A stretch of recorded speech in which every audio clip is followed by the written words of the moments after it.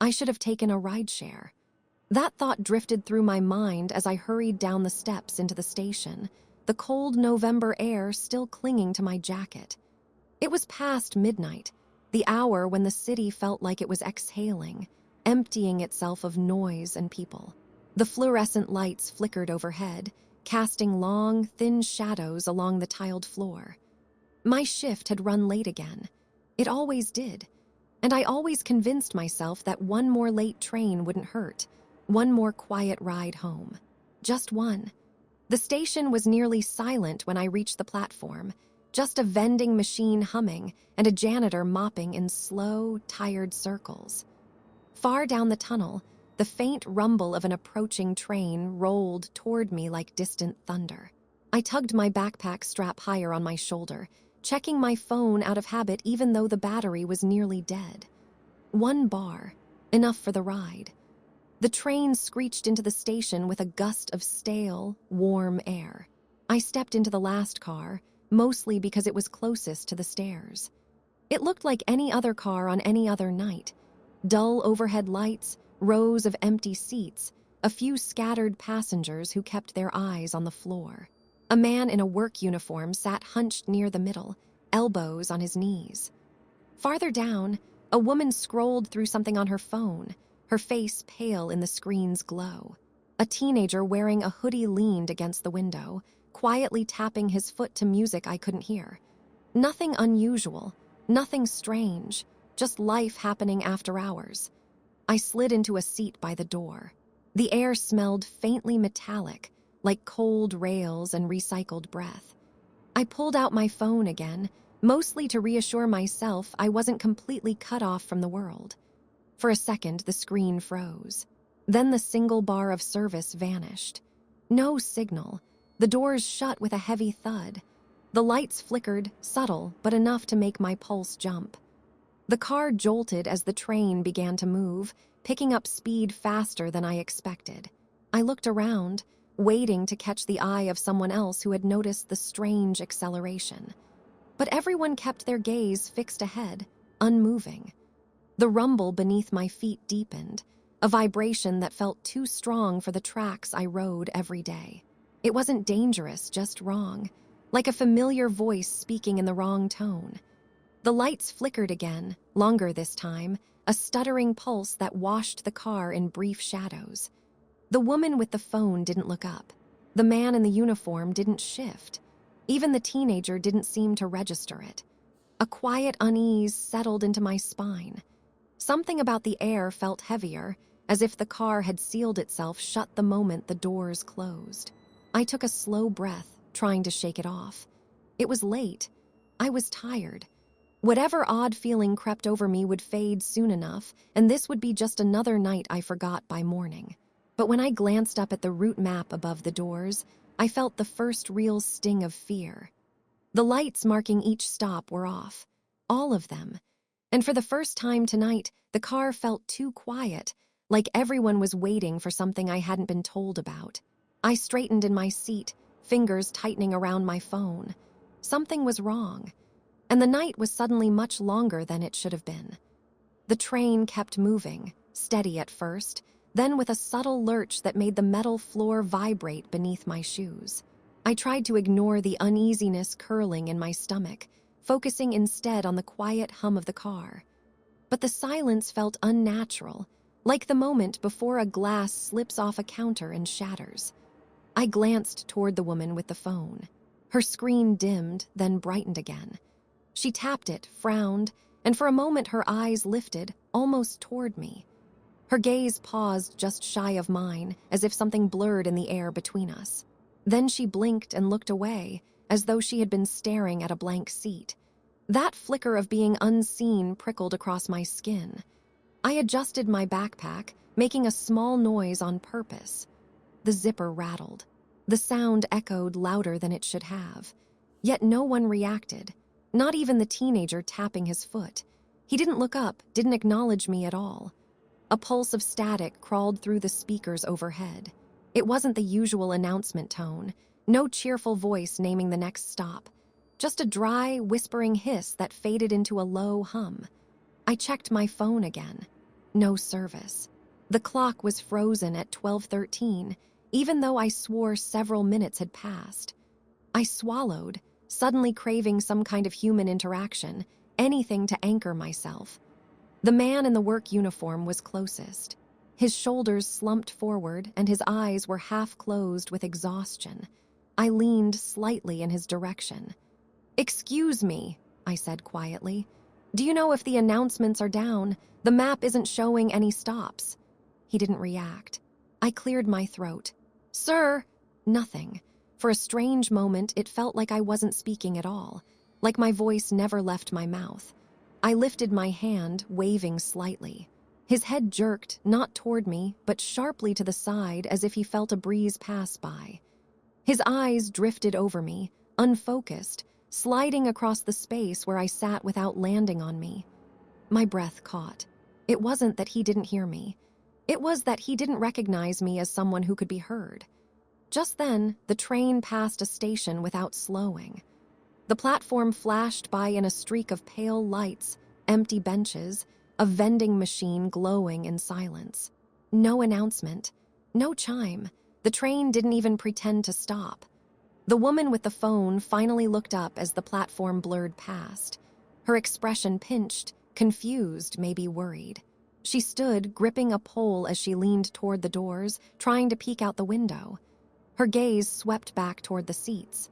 This time, her eyes landed exactly on mine. She stared. My chest loosened in relief, but her brow furrowed, like she was trying to make sense of what she was seeing, or not seeing. She took a small, hesitant step closer. "Sorry, is someone?" The lights flickered violently. The car plunged into darkness for a heartbeat. 2, 3. When the lights returned, she had turned away, mumbling to herself, her confusion fading like a dream she had already forgotten. A cold weight settled inside me. I lifted my hand in front of my face. Solid, my breathing shaky but real, the seat beneath me real, the metal pole beside me real. So why did I feel like I was slipping out of place? The train surged forward again. The teenager finally lifted his head, glancing toward the doors as another station word passed without stopping. His posture stiffened. He looked around, as though expecting answers from the other passengers. His gaze brushed over me and kept going. Not past me, through me. A chill crawled up the back of my neck. Whatever was happening in this car, it wasn't the kind of wrong you could explain.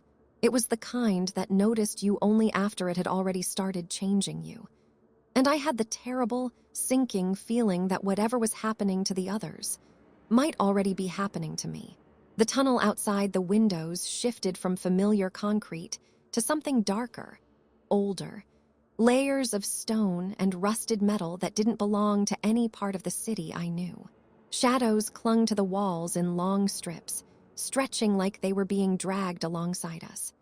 The screech of the wheels deepened into a grinding sound that felt almost alive, vibrating through the floor and up my spine.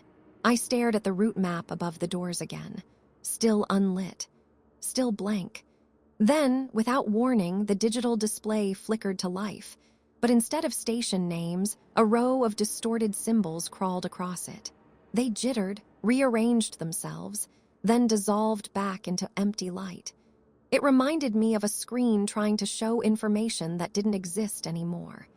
The teenager moved suddenly, stepping into the aisle as if he meant to walk toward the next car. I stood too, desperate for some human anchor, but when he tugged at the door between cars, it didn't even rattle. Locked, sealed, like it had never been meant to open. I felt a sharp, high-pitched tone behind my ears, like a ringing that didn't come from the train at all. The lights above flickered with the sound, dimming in pulse-like beats. Every time they dipped, the shadows outside the windows seemed to press closer. I turned to the left, expecting to see the woman with the phone still standing near the pole, but she wasn't there anymore. Her seat sat empty, her bag still resting on the floor beside it. My chest tightened. I hadn't heard her sit. I hadn't heard her move. One blink, one flicker of light, and she was simply gone. I looked toward the man in the work uniform. He was still there, elbows on his knees. but something about his posture was wrong now, stiffer, more like a mannequin placed in a seat than a real person caught in exhaustion. The teenager pulled harder on the door, then stepped back, breathing fast. His hands shook. When he turned, his eyes swept toward me for an instant, wide with fear. And then, confusion. His gaze slid off me like water, like he was seeing the shape of the car but not the person inside it. The train jerked violently as it shifted onto a new section of track. I stumbled, grabbing a pole to steady myself. The windows on the left side suddenly went black, reflecting only the inside of the car, but the reflections were wrong. Slightly delayed, slightly softer around the edges, as if the glass wasn't showing what was there, but what it remembered being there. I watched my own reflection blink a second too late. My heart pounded. I stepped back, pulse racing. When I looked again, the reflection had already realigned, matching my movements perfectly. Too perfectly. The teenager retreated to the far side of the car, pressing his back against the door as if the darkness behind the windows frightened him more than whatever was in front of him. He muttered something under his breath, fast, jittery words I couldn't make out. Another station appeared ahead, its platform washed in flickering white emergency lights. For a moment, I thought the train might slow, but instead it accelerated, shooting past the platform in a blur. No signs, no advertisements, no people, just an empty stretch that felt abandoned long before tonight. I touched the cold metal of the pole again, grounding myself. The vibration beneath my hand wasn't steady anymore. It pulsed like a heartbeat. My skin crawled. This wasn't the route home. This wasn't any route. And the worst part wasn't that the train was going somewhere impossible. It was that whatever direction it was heading. It felt like it had been waiting for us for a long, long time. I don't know how long I sit there, knees pulled to my chest, trying to convince myself the train isn't moving even though the floor hums beneath me. There's no way to measure time anymore. Not without a clock, not without service, not without another human voice grounding me in something normal. The silence in the car feels deeper than before, like I've sunk beneath a layer of sound I didn't even realize existed. Eventually, I push myself up and force my shaking legs to carry me toward the front. I keep my eyes low, afraid I'll look straight at one of those blurred faces and see nothing looking back. The sliding door at the end of the car refuses to budge. I yank the handle again and again until my palms sting, but the lock doesn't move. It's like the mechanism itself has forgotten how to respond. My reflection in the glass looks faded, almost washed out. I blink hard, but it doesn't sharpen. I swallow something cold. There's a tiny maintenance window in the door, just big enough to peer through. I wipe a patch clear, expecting to see another car full of passengers. Instead, I see darkness. Not the dark of an unlit train car. This is the kind of black that swallows light whole. A void where there should be metal, seats, ads, people. It's not that the next car is empty. It's that it isn't there. My throat closes. I press my fingertips to the glass, half expecting the black to seep through like ink. The train is still moving. How can it be moving without the front half? A low rumble vibrates through the walls, deeper than the engine's usual hum. It feels like something outside is dragging along the metal, something huge and slow, tracing the outline of the car like it's checking its boundaries, memorizing its shape. I stumble back from the door. The overhead lights flicker again, and when they stabilize, the remaining passengers are sitting in new positions. Closer, all facing forward, all perfectly still. No one looks at me. No one breathes loud enough to hear. Their outlines blur at the edges, not enough to look unnatural at a glance, but enough that my brain keeps trying to refocus. I whisper, "Can anyone hear me?" Even though I'm terrified of the answer. No one moves. The PA system crackles suddenly. I jump so hard I slam into a pole. A distorted voice pushes through the static, shaped like words without actually becoming them. Like someone trying to imitate human speech without ever having heard it. Then, beneath the noise, a single clear syllable cuts through, sharp, low, almost like my name. Me! I freeze. My heartbeat trips. No one in this car knows my name. No one should. The rumbling outside stops and the train abruptly slows. The lights above me dim, but the ones directly above the passengers stay bright, almost too bright, like they're being studied under a spotlight. The train screeches as it comes to a halt. No station, no platform, just darkness pressed against the windows. I hold on to the rail, breath shallow, every part of me bracing for something I can't describe. Then the PA hisses again, and the same voice, broken, warped, whispers something new. Don't get off! The doors slide open anyway. Cold air pours in like the car is exhaling. And outside in the darkness, something shifts. Cold air rolls through the open doors, carrying a smell that makes my skin crawl. Like metal left in the rain, mixed with something older, dustier, something that doesn't belong underground. I stay frozen where I am, gripping the poles so hard my knuckles ache. The voice on the PA still rings in my ears. Don't get off. But the other passengers, those blurred, quiet outlines, begin to rise in eerie unison. Some stand too slowly, others too fast, movements just slightly out of sync with how real bodies work. None look at me. None acknowledge me. They simply drift toward the open doors like they're following a command I can't hear. Stop, please, don't, I whisper, but my voice barely breaks the thick, heavy air. They step out into the dark, and the darkness accepts them. The moment each one crosses the threshold, they dissolve into the black-like ink dropped in water. No sound, no struggle, just gone. The car empties with terrifying quiet, leaving only me and the echo of their absence. Something shifts outside, too large, too fluid to make sense. I can't see it, only feel its presence, like weight pressing on the edges of reality. And then footsteps, not human ones. Slow, measured, landing too softly for something that sounds so big. I force myself to move backward, deeper into the car, but the lights flicker violently. When they steady again, there's a silhouette at the open doors. Tall, thin, wrong in every proportion. Its head tilts inward, as though it's studying me with eyes I can't see. I whisper, I'm not supposed to get off. The figure leans a fraction closer. Then the doors slam shut. The lights blaze white for a second, then drop back to a dim, trembling glow. The train lurches forward with such force I fall to my knees. The silhouette outside remains motionless as we pull away, swallowed by the dark until it's nothing but memory. My breathing won't steady. My hands keep shaking no matter how hard I press them to the floor. The car feels even emptier now, the silence sharper, as though something essential has been cut out of the air. When I finally gather the courage to stand, I notice something that makes my stomach twist. The ads above the seats have changed. They're still printed in clean, professional fonts, but none of the products exist. The brands are just strings of letters that don't make real words. The people in the posters have blurred faces. Even their clothes look wrong, patterns that repeat in impossible ways.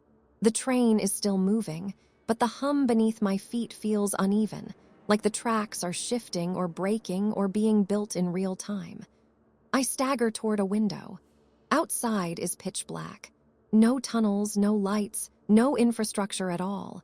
Just endless dark rushing by, flickering with faint shapes that disappear the moment I try to focus. Then, faintly, the PA system crackles again. Me, not distorted this time. Clear, too clear. My blood turns cold. That voice, it's mine. The next words come through soft, breathy, almost pleading. Don't forget me. I step back, heart hammering painfully against my ribs. The system hisses, sputters, then clicks off so abruptly it feels intentional. I'm alone in a train car that feels less like a vehicle and more like a held breath, waiting, stretching, thinning. Something is wrong. Something is changing. And whatever waits at the next stop, it's coming for me.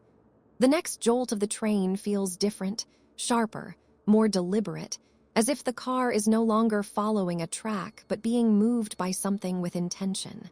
The lights above me dim to a murky glow, casting the whole space into a sickly yellow haze. My reflection in the window looks thinner, pale in a way I don't recognize. My eyes seem slightly out of place, like they're sitting deeper than they should. Every instinct I have screams at me to stay awake, stay alert, but a heavy drowsiness keeps tugging at the edges of my mind. It feels like the car itself is trying to drain me of something, memory maybe, or willpower. I rub at my face until my skin burns just to make sure I'm still here. The train slows again. This time it's not a sudden stop. It's a long, low deceleration, like the world outside is thickening into something the train has to push through. The lights flicker violently, and for a split second when they go dark, I hear whispers. Dozens of them. Some sound like the passengers who vanished. Some sound like me. When the lights come back, the car is quiet again. The doors slide open with a soft hiss. Outside isn't a platform. It isn't a tunnel. It's a space.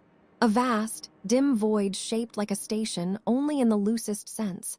Concrete pillars that don't connect to anything. Shadows stretching in directions that don't make sense. Pieces of flooring floating slightly above the ground as if gravity is optional here. The sign above the door reads a word that isn't a word. The letters tilt and shift, rearranging themselves every time I blink. I should stay inside. I know that. The voice told me. Something inside me told me. But the air pulling through the open doors feels warm and strangely familiar, like a memory I can't quite grasp. For a moment, I think I hear my mother calling my name. My real name. The way she used to say it when I'd fall asleep on the couch. Me, not a warning this time. An invitation. I clutch the rail, torn between fear and the ache of wanting something, anything that feels known. The station before me pulses faintly, like it's breathing.